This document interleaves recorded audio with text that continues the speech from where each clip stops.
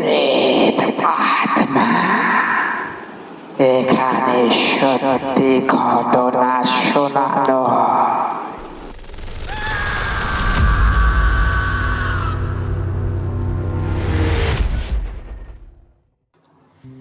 Hello বন্ধুরা, আশা করি সবাই খুব ভালো আছেন, সুস্থ আছেন।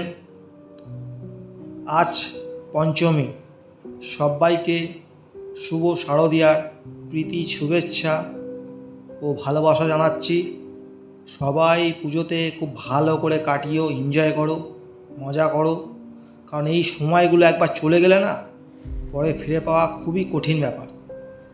ফিরে পাওয়া কঠিন ব্যাপার বলা ভুল, ফিরে অবশ্যই পাবে, কিন্তু এই সময়গুলো আর পাবে না। তো আজকে এরকম একটা ছোট্টই ভৌতিক ঘটনা তোমাদের সাথে শেয়ার করব। ঘটনাটা আমাকে পাঠিয়েছে আকাশ, জায়গার নামটা উল্লেখ করলাম না। তো এটা হচ্ছে গ্রাম বাংলার ভূতের গল্প। গ্রাম বাংলায় মানে এই ঘটনা হামেশাই হয়ে থাকে আর কি। তো ওর সাথে এই ঘটনাটা ঘটেছে, তো ও আমাকে ঠিক যেভাবে লিখে পাঠিয়েছে আমি ঠিক সেইভাবেই তোমাদের সাথে তুলে ধরছি। আর তার আগে বলতে চাইছি যে আমার এই ঘটনাগুলো তোমরা একটু বেশি বেশি করে শেয়ার করে দাও। শেয়ার করলে কি হবে, সবার কাছে ঘটনাগুলো পৌঁছে যাবে। পৌঁছালে কী হবে, অনেকে সাবস্ক্রাইব করলে এই প্রেতাত্মা ছোট্ট পরিবারটা আস্তে আস্তে বড় হবে। তো এটা তো আমার একার নয় না, এটা তো সবাইরই। তো প্রেতাত্মায় সবাইকে জানাচ্ছি শুভেচ্ছা ও ভালোবাসা। তো আজকে আমি সরাসরি এবার ঘটনায় চলে যাচ্ছি।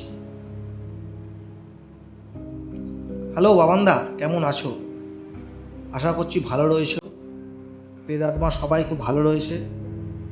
তো আজকে আমি যে ঘটনাটা বলছি, ঘটনাটা একটু ভৌতিক আবার অলৌকিক, কারণ নিজের চোখে আমি সেইভাবে কিছু দেখিনি, কিন্তু আমি বুঝতে পেরেছি যে কিছু একটা ব্যাপার রয়েছে। তো যাই হোক, আমি ঘটনায় চলে যাচ্ছি। তো যখন আমার বয়স ছিল 10-12 বছর, আমার বাড়ি গ্রামের সাইডে, অনেকটা ভেতরের দিকে, রেল লাইনের পাশে। তো আমি খুব ঘুড়ি ওড়াতে পছন্দ করতাম, খুবই। তো এই ঘুড়ি নিয়েই ঘটনা। তো আমাদের বাড়ি থেকে ঠিক 5টা মিনিট যেতে লাগে আর কি, সেই জায়গাতে যে জায়গায় ঘটনাটা ঘটেছিল। আমার বাড়ি থেকে পুরো দেখা যায় সেই বাড়িটা।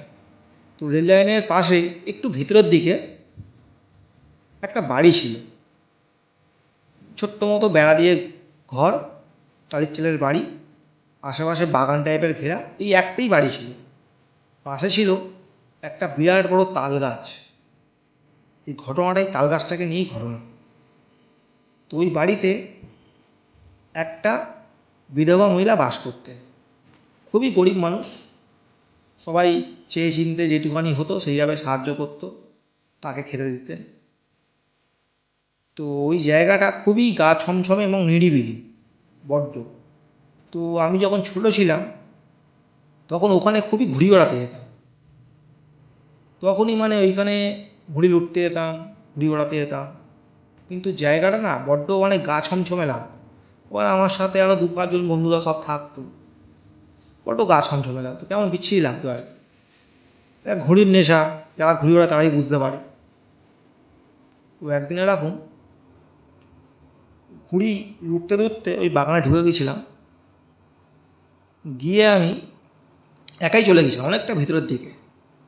ঘুড়িটা পাইনি, কিন্তু ঘুড়ির সুতোটা পেয়েছিলাম। তো সুতোটা হাতে গোটাতে গোটাতে দেখছি পিছন দিক থেকে কে যেন ওটা বিচ্ছিরিভাবে কেঁদে উঠল, বিচ্ছিরিভাবে একটা কেঁদে উঠল। সেটা দেখে আমার গাটা এত জোরে ভারী হয়ে গেল, সঙ্গে সঙ্গে ওখান থেকে আমি ঘুড়ির সুতো ফুতো ফেলে ছুটে বাড়ি চলে এসেছি। তার ঠিক 2 দিন পরে শুনতে পাচ্ছি যে ওইখানে যে বুড়িটা ছিল না, বুড়িটা নাকি হুট করে মারা গেছে। কী করে মারা গেছে সেটা কেউ জানে না। হঠাৎ গিয়ে দেখছে, সবাই বুঝতে পারল যে বয়স্ক বিধবা মহিলাটা মারা গেছে। তো তো পাড়ার লোকজন ওখানেই কাজকর্ম সব কিছু মোটামুটি করলো, যেটুখানি হয় আর কি। সাধ্যসাধ্যি তো সেভাবে করতে পারেনি, ওই শর্টকাটের ব্যাপারগুলো সব করেছিল। তো তারপর থেকে ওখানে ঢোকাটা সবাই ভয় পেত, কেউ ঢুকতো না আর কি। আর বাড়িটা ওরকম পড়ে থাকতো, ওরকম কেউ থাকতো না। তো সবাই বলতো নাকি বুড়ি নাকি সাত করে নাকি কেউ নাকি নেই, সব নাকি বাইরে থাকে, কেউ কোনো খোঁজ খবরও নেয়নি। তো বাড়িটা এরকম আস্তে আস্তে জঙ্গল টাইপের হতে শুরু করলো, রাস্তা দিয়ে চলাফেরা বন্ধ হয়ে গেল। মানে মাটিতে হেঁটে চললে যেমন রাস্তা ঠিক তেমনই, বেশি চওড়া নয়। তো এই ঘটনার প্রায় 5-6 মাস পরে কী হলো, তো ওই মাঠে খেলতে যেতাম। ওখানে একটা সাইডে মাঠ ছিল, মাঠে ক্রিকেট খেলতে যেতাম, খেলতাম। খেলতে খেলতে এবার ওখানে পুকুরে স্নান ফান করতাম, করে চলে আসতাম। তো এরকম একদিন কী হয়েছে, ঘুড়ি ওড়াচ্ছিলাম, ঘুড়ি ওড়াতে ওড়াতে আমি আমার বাড়ি থেকে ঘুড়ি ওড়াচ্ছিলাম, দেখলাম যে একটা ঘুড়ি কেটে পড়লো ওই তাল গাছটায়।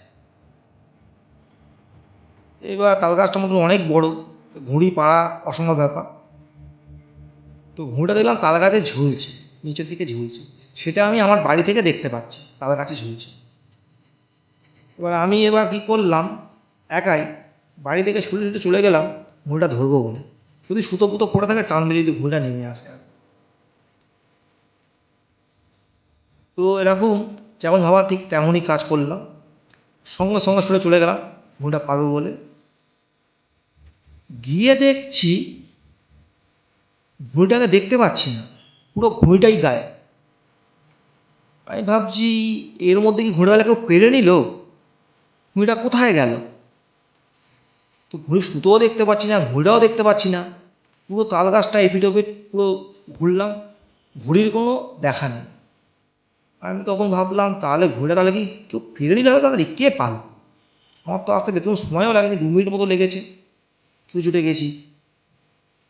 তো বাড়িতে এসে ছাদ থেকে দেখছে যেমনকার ঘুড়ি ঠিক তেমনই ঝুলছে। তখন ভাবলো যে ঘুড়িটা তো তেমনই ঝুলছে, তাহলে আমি তাহলে গিয়ে দেখতে পেলাম না কেন? বলে ও একটা বন্ধুকে ডেকেছে, ডেকে আবার ফের ছুটে ছুটে ফের গেছে। টিকে দেখছে যে গিয়ে দেখছে ওখানে সে ঘুড়িটা দেখতে পাচ্ছে না। তখন বলছে ব্যাপারটা কী হচ্ছে, আমি বাড়ি থেকে ঘুরে দেখতে পাচ্ছি কিন্তু ওখানে গিয়ে ঘুরে দেখতে পাচ্ছি না, কিছু আর এই করেনি। তখন ভাবছি হয়তো এখান থেকে দেখতে পাচ্ছি, ওখান থেকে তো দেখতে পাচ্ছি না, হতেই পারে হয়তো। কিন্তু ঘুড়িটা এমন জায়গায় ঝুলছে সেটা দেখাটা কমন ব্যাপার। তো এরকম এরকম একদিন রেল লাইন দিয়ে ও হেঁটে আসছিল, দোকানে গেছিলো, ওখান থেকে হাসছিল। তখন ওই হালকা সন্ধ্যে সন্ধ্যে হচ্ছে, আর 6টা 10-15 হচ্ছে। হঠাৎ ও শুনতে পাচ্ছে যে ওকে যেন কে ডাকছে পেছন দিক থেকে, আকাশ আকাশ। ও ফট করে চমকে পিছনে তাকায়, তাকাতেই কাউকেই দেখতে পায় না। তখন হঠাৎ দেখছে ও সাইডে ওই তাল গাছটার ওখানে একটা আলো সরে সরে সরে সরে যাচ্ছে, সাদা টাইপের আলো, ছোট্ট একটা আলো সরে সরে যাচ্ছে। ওরা দেখে ভাবছে যে কোনো মতো টর্চের আলো, অতটা গুরুত্ব দেয়। তো এরপরে কি হলো, ও বাড়ি চলে গেল, ভয় পেয়ে গেছিলো, ছুটে বাড়ি চলে গেল। বাড়িতে চলে আসতে দেখতে পাচ্ছে যে ওই দিন রাত থেকে তুমুল জ্বর, তুমুল জ্বর, বমি করছে, পটি করছে, খুব বাজে অবস্থা। তো ওষুধপালাও খেয়েছে, ওষুধ খেয়েছে, খেয়ে এই জ্বর যাচ্ছে, তো এই জ্বর আসছে। হসপিটালেও নিয়ে যাওয়া হয়েছিল, হসপিটালে নিয়ে গিয়ে স্যালাইন দিয়েছিল, শরীর ঠিক হয়ে গেছিল। তারপরেও দেখতে পাচ্ছে শরীরটা যেন আস্তে আস্তে যেমন মানে একটা রোগা টাইপের হয়ে যাচ্ছে, খাওয়া দাওয়া করতে পারছে না, চোখ ফোক সে কালো হয়ে গিয়েছে, কেমন বিচ্ছিরি একটা অবস্থা। তো খালি খুব ভয় পাচ্ছে ঘর থেকে বেরোতে পারতো না, খুব কষ্ট হতো, খেলাধুলা ছেড়ে দিল। তো প্রায় 2 সপ্তাহ মতো এরকমভাবে ছিল। থাকার পরে এবার বাড়ির লোক ভাবলো যে না, এত কিছু তো করলাম, তাহলে একটু ঝাড়ফুঁকি করে নিয়ে আসি। তো গ্রামের সাইড বুঝতেই পারছো, ওগুলো একটু বেশি চলে। তো এরকম ঝাড়ফুঁক করতে গেল, গিয়ে ওখানে তখন বলছে যে ওনার গায়ে, মানে ওই যে বিধবা যে মারা গেছিল না, ওনারই নাকি হাওয়া বাতাস নাকি লেগে গেছিলো, রেল লাইন দিয়ে নাকি উনি নাকি যাচ্ছিল।